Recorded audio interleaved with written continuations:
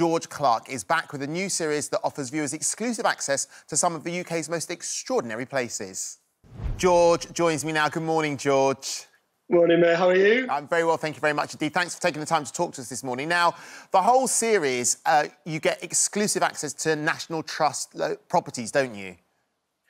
Yeah, which was unbelievable. I think there was a headline in a paper recently said I was the luckiest guy in lockdown because basically we got special permission to travel around the country and with all the protocols of safe distancing and everything else, film a brand new series because obviously the National Trust had to shut down and lock up all their properties. And all my other building projects, all my other programs had to stop, you know, because builders couldn't get materials and supplies. And so the channel called me up and said, is there anything you think you could possibly make if we were allowed to during lockdown? And at that time, the National Trust were in the press quite a lot saying it was going to be a difficult year for them. And, you know, a lot of staff were going to be furloughed or made redundant. And I just thought this could be a once in a lifetime opportunity to get under the skin of these buildings and film them in a way that had never, ever been done before, which is amazing. I mean, the numbers say that the National Trust were losing around £200 million, they reckon they'll lose this year. So it's probably something quite great for you to get involved in. But as an architect as well, being up close and personal to these amazing buildings must have been something you probably always wanted to do before. Yeah, I mean, I'm obsessed by history. I'm obsessed by buildings. I'm obsessed by the stories behind buildings, really, you know, why they were built, who built them, who designed the gardens and landscapes, how many families have lived there since. You get under the skin of some of the scandals that might have happened as well. So, yeah, for me, it was an absolute dream come true. And it was a surreal experience as well, though, I have to say. You know, I put a very tight team together. We were a kind of isolated team. All of my crew basically left home and left their families for many, many weeks. It was about 6 weeks altogether. We lived together, we travelled together. So we were an isolated unit. And, you know, to be driving around the roads of Britain and there was no cars anywhere, all the problems that you'll know about from filming where if an aeroplane goes past or a lorry goes past, there's noise problems. And if it's live, it's a nightmare.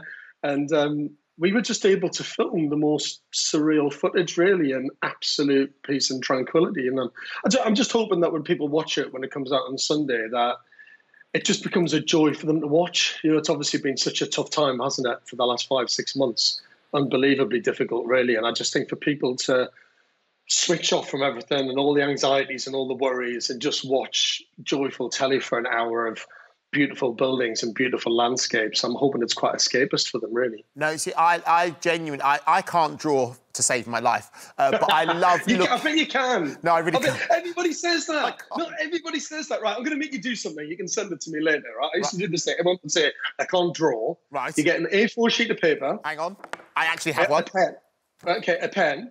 I'm going to give you 30 seconds to draw your dream house. Very quickly, just sketch it. Oh, my life! Come on, just draw one. And just draw your absolute dream. What would be the perfect house? I know what you're going to draw, like a play school house, aren't you? Okay. I can tell now. Oh, my pen's running out. This is why I don't have to give research notes. OK, I've kind of got my dream. Do you want to see it? I want to see it. Of course I want to see it. The pen ran out a little bit. It did run out a little bit. I've got a granny flat there. I have to say it looks like a very happy home. It's a bit of a smiley face there on the left-hand side. So you can draw. You did it in 30 seconds. You did it. It's hilarious. The random things we suddenly do on this show. Right, put that down there. Well, thank you. You took your dog as well, didn't you? Your dog was in your bubble, wasn't he? Yeah. I mean, he's actually won at the end of this week on Friday.